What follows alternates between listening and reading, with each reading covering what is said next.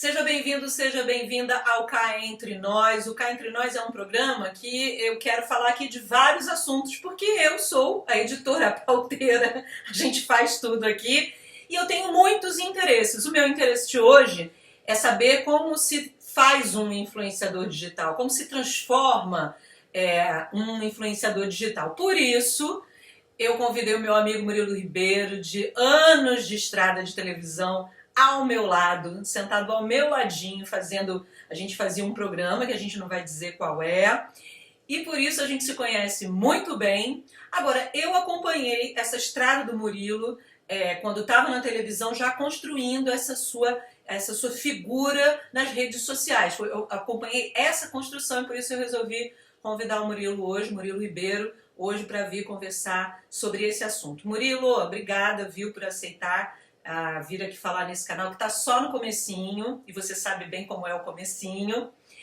e exatamente para a gente contar essa história, né? Como é que se aprende a ser um influenciador digital. Você passou anos na televisão, a gente fez muita coisa juntos. É diferente fazer televisão e fazer produtos audiovisuais para as redes? Bárbara, quero te agradecer pelo convite, um prazer estar aqui no Cá Entre Nós, quer dizer, estar aqui virtualmente, né, que é uma coisa meio louca desse momento que a gente está vivendo. Prazer estar aqui com você. É muito engraçado te ouvir falando assim, porque parece uma coisa muito distante, né, e a gente até outro dia estava sentado um do lado do outro, enfim, fazendo coisas juntos, apresentando coisas juntos na TV. É muito, muito louco isso. Embora tenham sido muitos anos, eu quero só registrar que a gente imprime juventude ainda aqui. Estou vendo a imagem e a gente ainda está bem na foto. Isso é importante salientar. Cara, quando você fala de diferenças, eu tenho que te falar que sim, pelo menos na minha experiência, tem sido uma jornada totalmente diferente, em vários aspectos. É diferente na relação com o público, porque ela é muito mais direta, é muito mais próxima, as pessoas se sentem muito mais à vontade para se relacionar com alguém que elas julgam ser um influenciador digital do que com um apresentador de televisão. Acho que a televisão ainda impõe uma leitura de glamour, de distanciamento, que afasta um pouco, né? Gera uma certa idolatria, em alguns casos, mas também afasta um pouco as pessoas, fica aquela pessoa inalcançável, né? E no nosso caso, que a gente fazia um programa nacional, que tinha muita força nos interiores, a gente parecia assim, eu parecia aquele cara lá do Rio de Janeiro, né? Então é muito distante. Então a internet não tem isso, as fronteiras caem, é tudo muito próximo, porque a gente está o tempo inteiro na palma da mão da pessoa que vê os vídeos, na maior parte das vezes, pelo celular. E a nossa forma também de se portar na internet também precisa ser outra. Eu acredito que precisa ser outra. Exatamente por isso, a gente tem que estar mais próximo, a gente tem que estar mais acessível, mais aberto, mais disponível para esse diálogo que é permanente. Eu estou aqui com você e o telefone não para de receber comentário. Eu tento responder todos os comentários desde o começo do canal. No começo era mais fácil, tinha menos inscritos, agora é uma loucura, mas eu sigo tentando, porque eu acho que é isso que alimenta esse diálogo, esse laço, que também, aí a terceira diferença, que também me parece muito mais firme com o público que acompanha a gente na internet. Eu vi o seu investimento não só financeiro, como pessoal, né? De tempo, de energia, de estudo sobre as próprias redes, né? E muita gente acha que virar influenciador digital é algo assim, né? Que vai ser num clique e de repente você vira Felipe Neto. Queria que você falasse um pouco disso, né? O que demanda de estudo, né? Não só de tecnologia, mas do próprio funcionamento das redes para poder alcançar aí algum lugar, algum espaço nesse universo que é múltiplo também, tem gente à beça, né? Eu acho que tem de tudo. Eu acho que tem gente que vai fazer um videozinho dançando na escada de emergência do prédio, vai publicar e vai viralizar, e de repente tem 2 milhões de seguidores. Isso acontece ainda. E tem gente que está na outra ponta, que está apostando no conteúdo. Foi o meu caso desde o início. Eu, quando comecei na internet a colocar vídeos, eu não queria fazer nada que remetesse à trajetória longa que eu já tinha na televisão. Eu queria construir para mim uma nova possibilidade de inserção no mercado. Então eu queria falar de uma forma mais coloquial, eu queria ser um cara mais descolado, eu não queria estar amarrado, eu não queria ser o Mauricinho que está na tela falando todo assim, enquadradinho. Você sabe, o jornalismo faz isso com a gente fica acreditando naquela coisa por muito tempo. Você queria ser você, né? Porque você é essa pessoa, né? Mais solta, mais tem o humor, um humor inteligente. Você queria ser você, porque a gente de fato era mais enquadrado por estar num determinado veículo, né? Exatamente. Porque só funciona assim. Eu acho que não adianta você chegar na internet representando uma outra coisa, porque em algum momento isso vai falhar. Em algum momento você vai fazer um story e as pessoas vão ver assim, e lá, não é nada daquilo que ele disse, ele na verdade é assim, aí denuncia. Então, só funciona dessa forma. Então, a primeira coisa que eu pensei foi isso, que forma é essa que eu quero estar aqui? Tá, eu quero ser desse jeito que eu sou na internet. Fazendo o quê? Fazendo o que eu sei fazer e gosto de fazer, que é conversar com as pessoas. Então, eu pensei inicialmente num programa de entrevistas. E daí, minha amiga, eu fui estudar sobre tudo que você puder imaginar. Eu fui estudar sobre cenário, porque eu fiz um cenário para o meu programa. Eu fui estudar sobre iluminação, como essa iluminação deveria existir naquele cenário para valorizar o que ele tem de mais bonito e disfarçar as imperfeições, porque é óbvio que é um cenário que não é um cenário de televisão, então ele não vai ter todo aquele acabamento estético, né, aquela perfeição que a TV sempre exige. E isso na internet, isso é um valor, porque você não precisa simular uma perfeição o tempo inteiro, porque a vida não é perfeita, a gente também não é. Então, fui estudar sobre isso, fui estudar sobre o funcionamento da própria plataforma do YouTube, e isso foi a parte que me levou muito tempo, algum dinheiro e muitos neurônios, porque assim, a plataforma ela é muito complexa. Embora seja fácil você colocar o vídeo no YouTube, se você não souber todos os códigos, tudo que precisa fazer para que aquele vídeo seja oferecido ao maior número de pessoas pelo algoritmo do YouTube, você pode ter um vídeo sensacional que só você e sua família vão assistir. Porque você não está ali sabendo como otimizar na própria plataforma o vídeo que você colocou ali. E aí fui estudar, além dos assuntos também das entrevistas que eu faço, porque eu também não queria mais falar só de educação, aliás, é uma coisa da qual eu me distanciei muito nessa produção que eu tenho na internet, exatamente por aquele desejo de abrir um novo caminho profissional para mim. Estudei sobre isso, estudei sobre como anunciar os vídeos, porque houve uma fase inicial em que eu anunciava os vídeos também, né? Quem manja mais disso de marketing digital vai sacar do que eu estou falando, né? Eu gastava uma grana também para poder oferecer aquele vídeo por meio de publicidade para outras pessoas. O canal cresceu numa fase inicial muito por conta disso. Enfim, e sobre equipamento técnico para saber que equipamento poderia me dar a melhor qualidade de áudio, de vídeo, pelo menor preço, de uma forma que a conta ficasse satisfatória para aquilo que eu podia investir e aquilo no qual eu acreditava. Você sabe que eu sou um cara chato com estética. Eu não sei fazer nada meia boca. Então, assim, eu quis caprichar, eu quis chegar com um canal bonitinho, eu quis estar tudo organizado, um cenário bacana, uma luz bacana. E aí, isso demandou estudo, demandou pesquisa para poder chegar a essas respostas todas. Não foi fácil, não foi nada assim, do dia para a noite. Né? Eu lembro bem de você pesquisar bastante tecnologia, que é uma coisa que foi evoluindo no seu processo, né? A gente chegou a fazer até um programa antes na internet chamado Bora, falar mais de educação, e a gente começou a investir nisso, mas via que sempre tinha algo mais, né, para poder ficar bacana. Eu não diria, como você falou, perfeito, mas bacana para a internet. Agora você falou uma coisa que que eu acho que é a dúvida de todo mundo que está começando, é a minha e é de outros amigos que eu conheço, a questão do conteúdo. Porque o que viraliza, né? Nos parece, para quem está olhando agora, que está atrasado um pouco nesse processo, que só viraliza o que eu não diria tosco, não é essa palavra, mas é o que vem na minha cabeça. Às vezes o que é engraçado demais, às vezes o que é tosco demais. E a sensação de quem está começando é que a questão do conteúdo, muitas vezes, eu posso estar errada, tá? É você que vai apontar isso aqui. Fica num segundo ou terceiro plano, que as pessoas estão muito mais afim dessa galhofa na internet. O que você acha disso? Eu acho que primeiro a gente precisa entender qual é o nosso tamanho, para a gente poder entender qual é o potencial viral da nossa realidade. Por que eu estou te falando isso?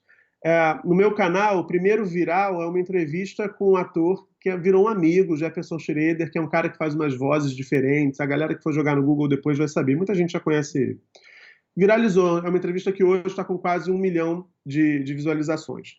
Se você for comparar isso com o viral do Felipe Neto, você vai dizer assim, nossa, você não viralizou. Mas, para minha realidade, viralizei sim, porque eu alcancei um número muito maior de visualizações do que a minha base de inscritos naquele momento. E por que eu viralizei? Porque coincidiu de, naquele momento em que eu tinha colocado aquela entrevista, esse mesmo ator está escalado num vídeo do Porta dos Fundos, na mesma semana. Então, o vídeo do Porta dos Fundos cresceu muito rápido, que sempre viraliza, né? Os vídeos do Porta sempre atingem um público muito grande, e automaticamente o YouTube sugeria para quem assistia aquele vídeo a entrevista com o Jefferson Schroeder, que estava no meu canal, porque era a primeira grande entrevista dele disponível no YouTube. Então, assim, eu acho, ou seja, se a gente conseguiu tantas visualizações, é sinal de que sim, as pessoas estão interessadas também em conteúdo, não só naquela comédia, não só no vídeo do bichinho dançando, não só nessas coisas que a gente sabe que tem um apelo popular muito grande. Agora, você também tem que entender que existem nichos. Né? O meu viral mais recente, ele tem uma semana, uma entrevista com a Lucélia Santos, atriz, falando de política, da conjuntura política do Brasil. Cresceu absurdamente o número de visualizações daquilo ali. Tem um outro que está viralizando agora, que é uma entrevista com o Léo Dias, falando de jornalismo de celebridades. Então, assim, há nichos. Tem gente que gosta de programa de entrevista, que é o que eu tenho feito na internet. Né? Então, assim, o lance é você saber como você divulga aquilo, né? Em que locais você divulga aquilo, para você chegar ao maior número possível de pessoas. Eu acho que sim, tem interesse para todo mundo. Eu acho que não dá para a gente negar que o brasileiro é um povo fanfarrão, é um povo que gosta de sacanagem, gosta de ver bobagem na internet. A gente adora ver também, a gente dá muita risada, mas eu continuo apostando no conteúdo. E acho que sempre vai ter lugar para conteúdo bem feito. Você pode não atingir lá os 42 milhões de visualizações, mas você vai atingir uma galera bacana que aposta naquele conteúdo e que está a fim de consumir aquilo naquele momento. Eu te fiz essa pergunta porque eu me lembro da gente debater isso na redação, né? Você fez uma entrevista com uma pessoa que eu não vou dizer aqui quem é, que eu acho que não cabe muito, mas eu me perguntava se a sociedade brasileira gostava do Bizarro, porque era uma pessoa que tinha um número altíssimo de seguidores e sem conteúdo, era mais pro freak show, e aquilo a mim me incomodou. Mas é óbvio que é isso que você está falando, né? Tem nichos, né? E você faz uma coisa que eu acho legal, que é assim, você não se foca numa temática, você tem entrevistados de vários campos, de vários ramos, né? Do ator às questões políticas, né? Como é que você pensa essa questão no conteúdo para você? Porque você é um entrevistador de temas, né? Você não focou. Como é isso? A gente tem uma expertise em educação que poderíamos continuar nesse foco. E não, a gente decidiu ampliar e olhar para outros lugares, né? Mas isso também tem a questão de não nichar. Como é que você equilibra isso?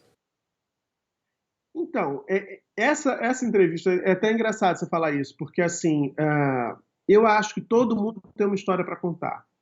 E acho que muito do que a gente vê hoje no Brasil se deve ao fato da gente se distanciar daquilo que o povo está consumindo. Por que uma pessoa que não tem o que dizer aparentemente explode? Que país é esse que tem alguém que bota o peito para fora, está fazendo sucesso? E por que a gente se coloca no lugar de só ficar criticando e dizendo que aquilo é vazio? Às vezes é vazio, mas eu acho que me interessa às vezes entender por que aquilo faz sucesso e que história que está por trás daquilo. Então eu não tenho me furtado. A única fronteira que eu não ultrapasso no meu canal é extrema-direita e discurso de ódio, gente que fala de preconceito. Eu não tenho o menor interesse em ganhar um seguidor que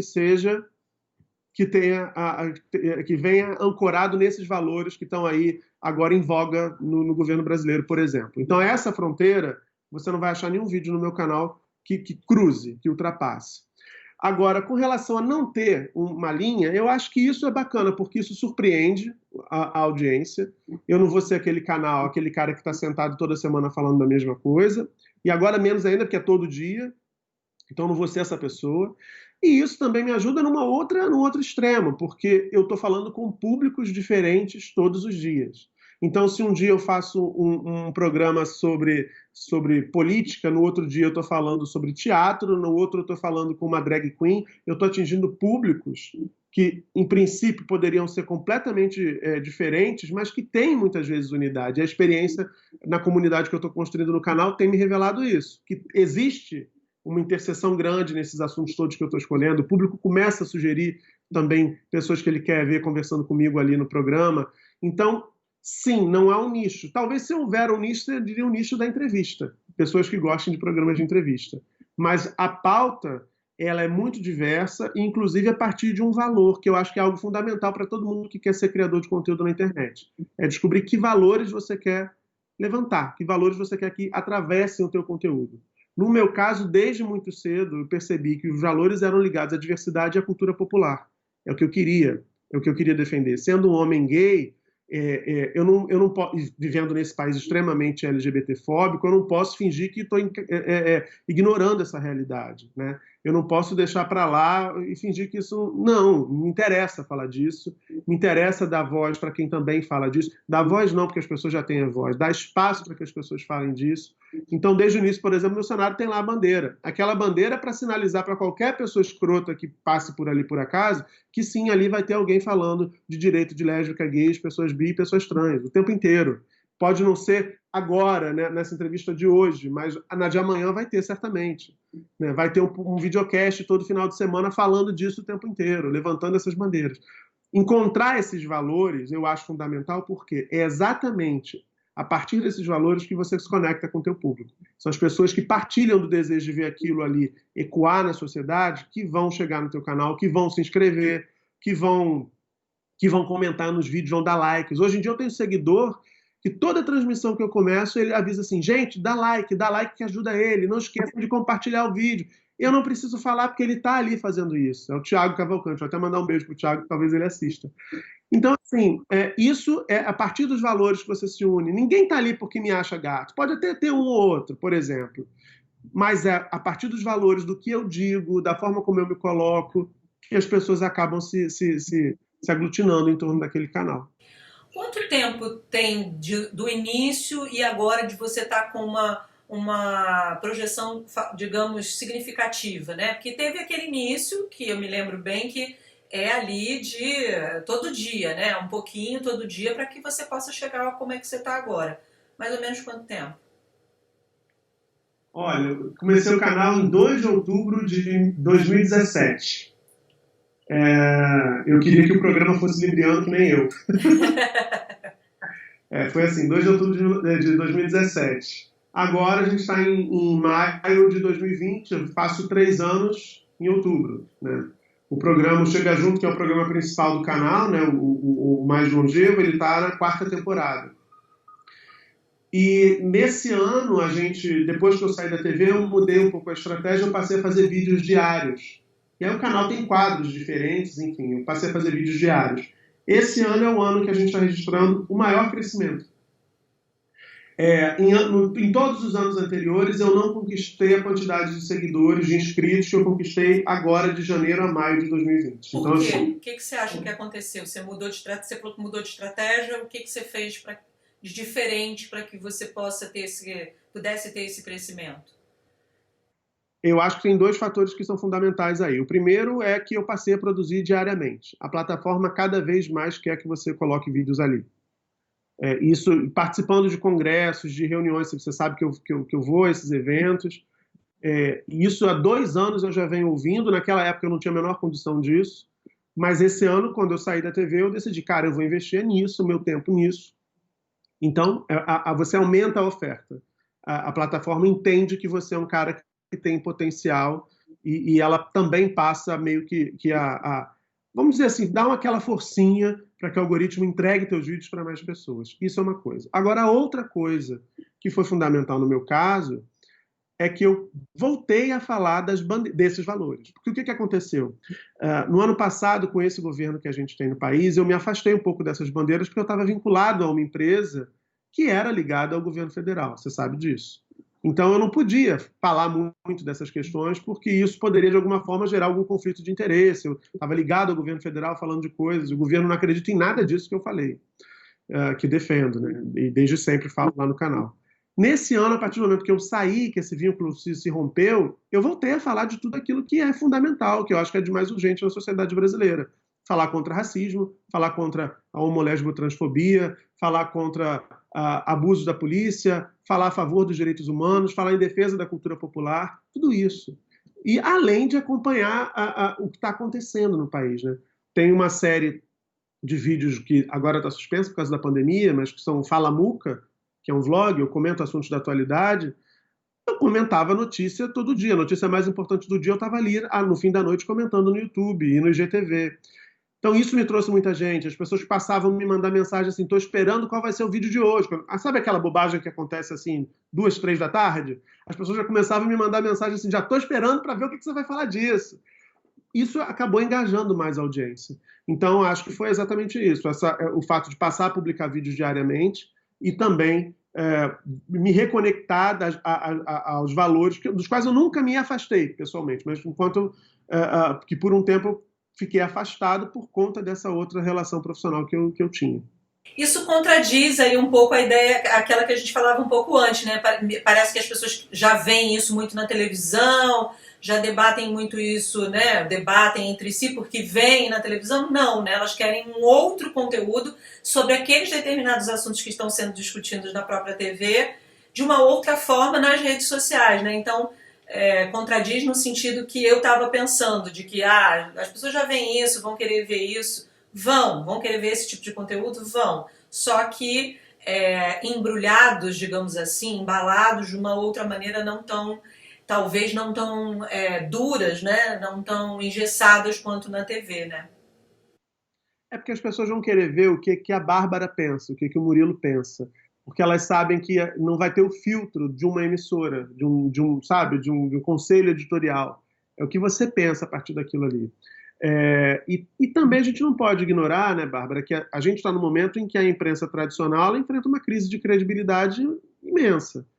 Então, eu acho, por isso que eu tenho encorajado todos os amigos jornalistas sérios, que felizmente eu só tenho amigos jornalistas sérios, né, não tem picareta, que produzam conteúdo, porque a gente precisa ocupar esses espaços. Tem muita gente produzindo conteúdo com fake news, né, alimentando o que há de pior no ser humano, na sociedade brasileira. Então, a gente precisa ocupar esses espaços também para oferecer alternativas ao público. O público quer consumir. O público busca por isso. Então, assim, as pessoas buscam vídeos no YouTube pelos assuntos, né? Assim, vamos lá, Olimpíada foi adiada. As pessoas botam lá na barra de navegação do Google, do YouTube, assim, como fazem no Google. O YouTube é o segundo maior canal de busca, site de buscas do mundo. Então, elas estão procurando os assuntos. E é importante que tenha gente para falar. Eu não acredito nessa lógica de que a TV está exaurindo, a gente tem canal de notícia 24 horas, né? Mas falaram o dia inteiro disso na Globo News. Mas as pessoas querem ver outras análises, elas estão interessadas em outros olhares, em outras opiniões.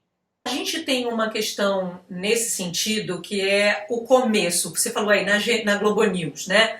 Quando a gente é jornalista que trabalha num determinado veículo, muitas vezes o seu nome está atrelado àquele veículo, né? A gente, para conseguir uma entrevista, para conseguir falar com alguém, para que essa pessoa fale para a gente usa esse sobrenome veículo, né? Num canal que está começando no YouTube, muitas vezes eu já te confessei isso, né? E a gente fica um pouco assim, qual vai ser a estratégia para atrair aquela pessoa a me dar uma entrevista, né? Sendo que eu estou começando, sendo que o canal ainda é embrionário, mas claro, com conteúdo. O que você usou na época? Que argumentos ou que marketing você fez para que as pessoas dissessem assim, não, eu gostei e quero dar entrevista para esse influenciador? Seduzir todo mundo. Não, tô brincando. É o seguinte, eu acho que tem a ver com um pouco disso que a gente vem falando. Assim, eu investi no conteúdo para que a pessoa, quando entrasse ali no canal, ela visse, não, esse cara não está dando batatada, ele não está falando abobrinha, né? Ele está preocupado em discutir as questões com um certo grau de profundidade e tal.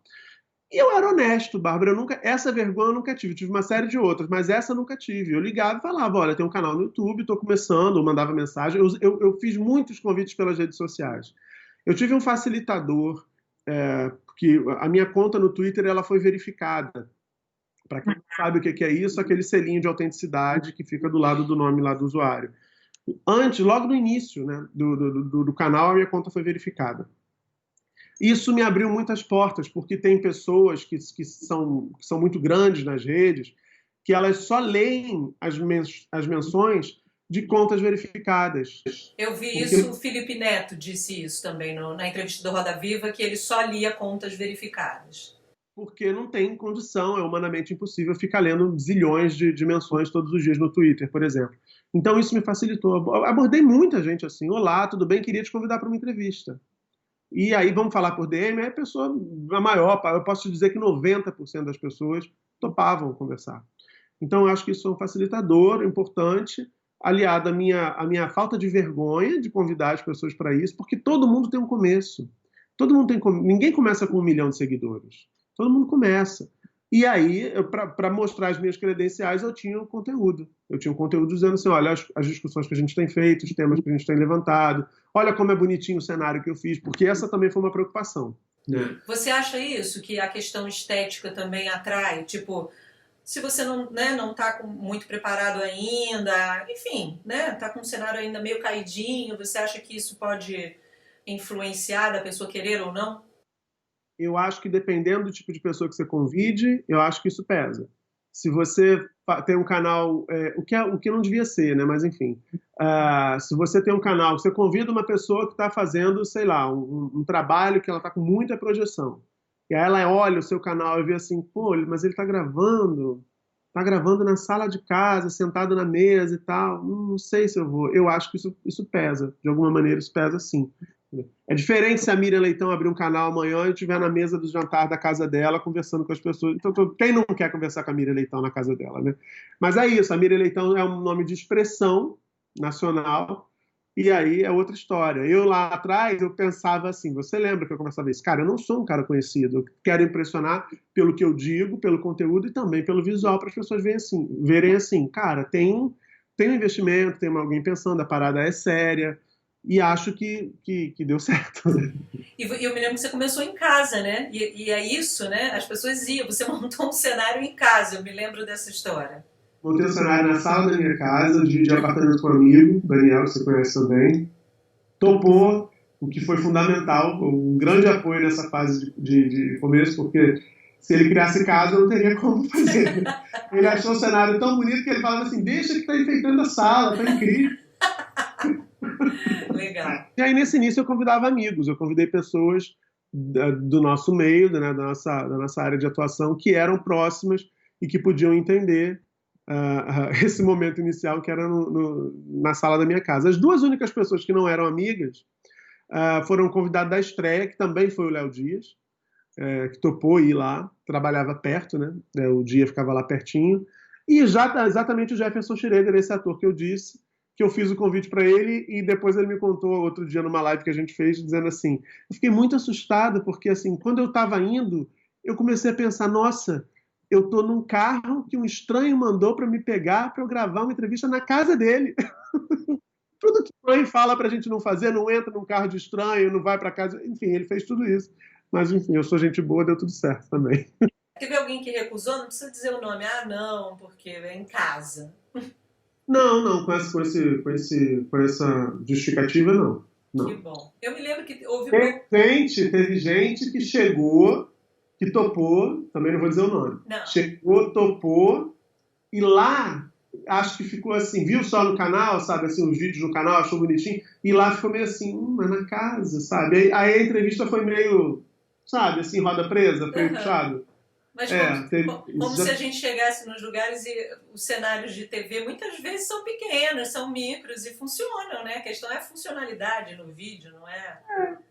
Local. Engraçado. Mas a vida é tão louca que enfim, já teve uma outra oportunidade da gente trabalhar juntos e aí foi completamente o inverso, sabe? Entendi. Acontece. Querido, para a gente poder encerrar aqui, que é um bate-papo breve mesmo, queria que você desse uma dica para quem está começando, como eu, por exemplo. A gente tem anos de televisão, acha que conhece tudo, mas esse é um universo em que cada vez mais, né, você tem que, como você falou, pesquisar, investir tempo. A gente sabe que tem uma questão do tempo aqui que parece rápida, né? Botou, gravou e não é. E que mais? O que você sugeriria mais para quem está começando? Eu só queria dizer uma coisa que eu não posso nunca deixar de falar. Eu acho que também eu tive ajuda nesse período. Se o canal alcançou os resultados que tem alcançado, eu acho que isso se deve muito fundamentalmente ao Thiago, que é um amigo nosso, que está comigo desde o início, você sabe disso. Thiago Diri, Tiago Lage foi nosso diretor, falou muito com a gente no nosso ponto eletrônico, né? Brigava comigo, mas é uma pessoa do meu coração. É isso, do meu também. O Thiago é um irmão, continua meu diretor, né? Thiago, continua, você se livrou, mas eu continuo. Continua sendo meu diretor, dirige os programas, edita muitas das entrevistas, a maior parte das entrevistas. E também o Leandro Neves, que faz as imagens, opera o áudio. Enfim, são dois caras que acreditaram nisso. Então, eu acho que essa é uma dica, porque muita gente jovem começa, tem o desejo, e sempre é bacana, se você tiver pessoas te apoiando, isso é fundamental não só por conta do trabalho, do volume do trabalho, mas porque há momentos na trajetória em que você balança. Isso é natural. Você balança porque dá trabalho e porque a gente tem uma sede de que as coisas aconteçam rapidamente e que as coisas não acontecem necessariamente na velocidade do nosso desejo, né? Como eu disse, eu estou há quase 3 anos e nesses 5 meses a gente cresceu mais do que todos os anos anteriores em número de inscritos no canal, por exemplo. Então, estar cercado de pessoas bacanas que partilham dos mesmos desejos que você é bacana porque isso serve de apoio. É um apoio fundamental, faz toda a diferença mesmo. Não estou falando isso de papo furado, não. Faz muita diferença. A outra coisa é pensar no que você quer dizer. Tem muita gente na internet, já tem muita gente na internet. É preciso saber que esse é um espaço de responsabilidade. Isso eu não estou falando para você que você tem isso de sobra, mas eu participo de grupos de WhatsApp com criadores de conteúdo e a gente teve discussão, por exemplo, por conta da história de cloroquina agora na pandemia, gente postando vídeo falando a favor disso. Então, esse é um espaço de responsabilidade. Tem pessoas que se influenciam, sim, pelo que a gente diz. Isso eu acho a parte mais assustadora. Eu não gosto nem desse termo influenciador, porque eu acho que a gente é criador de conteúdo, é outra onda. Mas sim, a gente acaba influenciando como a TV influencia, como um comercial influencia. Né? Imagina, você está ali falando com a pessoa tão proximamente, você acaba influenciando em alguma medida. Então, ter responsabilidade e achar o que é mais confortável, no sentido de que te deixe mais à vontade de fazer. Eu acho que a coisa tem que ser, quanto mais genuína, mais chance de você, de fato, alcançar o resultado que você espera ou até superiores àqueles que você espera. Não adianta você bancar eu vou ser um cientista político e vou falar, sabe, da questão, sei lá eu, do Trump que está discutindo. Se não é aquilo, não está no teu DNA, se aquilo não te mobiliza, de fato, você não vai mobilizar ninguém com aquela discussão. Eu só falo de assuntos que eu gosto de falar. Isso é uma libertação para a gente. Isso é uma libertação. Eu só falo, eu faço entrevistas com críticos de TV. Eu amo televisão, você sabe disso. Eu amo televisão. Eu faço lives sobre carnaval. Eu adoro carnaval, adoro aquela farra da Sapucaí, adoro as histórias maravilhosas dos bastidores do carnaval. Então, assim, e falo da comunidade LGBTQIA+, que é a minha onda, que é a minha praia. Então, assim, eu acho que isso é o mais importante, é você achar do que você gosta de falar, para que você fale com propriedade, fale se divertindo e suporte esperar, suporte persistir, suporte continuar trabalhando, investindo tempo, às vezes algum dinheiro, para que as coisas possam dar certo para você. E às vezes as pessoas também, de alguma forma, te dando retornos que você não gostaria, né? E também os haters, também tem muito isso. Você, a partir do momento em que você começou a investir nessa questão de política, eu comecei a reparar, né? Isso vem, né? Não tem jeito. Não tem jeito. Mas, assim, no início, eu te confesso que eu fiz, na época da eleição, eu fiz um vídeo sobre a Daniela Mercury, que para mim foi um episódio divisor de águas. Eu fiz um vídeo enaltecendo a postura da Daniela Mercury, que estava se posicionando politicamente naquela ocasião, e eu recebi no Facebook, até mais que no YouTube, muitos comentários extremamente violentos sobre a Daniela. Muitos. Eu lembro que eu estava indo para a casa da minha mãe com o Pedro, meu marido, e o celular não parava, e eu comecei a ler aquilo, comecei a me sentir mal, mas era fisicamente mal. E aí eu falei, cara, não é possível parar de ler e tal. Depois você entende que são os bots, você entende que é aquilo é artificial, você entende que você pode pôr filtros nas redes para moderar certas palavras. Então você vai lidando com essa doença da nossa sociedade de outra forma. Você precisa ter mecanismos, sim, para que isso não impacte a sua saúde emocional. Muitos criadores de conteúdo sofrem por isso, existem inúmeros painéis sobre essa questão, porque a gente vive nessa sociedade, como a gente falou, preconceituosa, gordofóbica, racista. A galera que está de frente falando dessas questões recebe muito hate, sim, na internet. E é engraçado, eu, por exemplo, com um canal com essas bandeiras, eu não recebo tanto ataque. Assim, viado, não sei, uma vez ou outra que aparece alguém de extrema direita para falar isso. E outro dia teve um que comentou assim, acho que ele é gay, querendo me ofender. Eu fui responder, eu completamente. Intolerância, jamais, a gente jamais vai deixar passar em qualquer, pelo menos eu sei, tenho certeza você e eu em qualquer, seja em que canal a gente tiver, nosso, enfim, num veículo, em qualquer lugar. São bandeira de vida, né? Não dá. Já está acabando, quero só fazer o convite para a galera se inscrever no canal, quem ainda não conhece meu canal, youtube.com/Murilo Ribeiro. Lá tem o Chega Junto, que é o programa de entrevistas diário. Agora eu estou fazendo em lives no Instagram. Enfim, quem quiser me seguir no Instagram também, me arroba lá é Falamuca. Enfim, os papos têm sido incríveis. E a gente está com outros produtos suspensos, né? A live da bagunça, que é a live em que eu falo de carnaval, que você já participou, foi ótimo. E o Fala Muca, que é aquele vlog que eu disse comentando as atualidades. Nesse momento, eu vou te falar que eu estou até agradecido do Fala Muca não estar rolando, porque é tanta notícia louca, ruim, que eu acho que é melhor até estar mais afastado fazendo as entrevistas, batendo uns papos mais inspiradores para a galera também se divertir nessa quarentena. Amigo, querido, companheiro, irmão, a gente já, né? Tantos anos juntos, a gente já é irmão.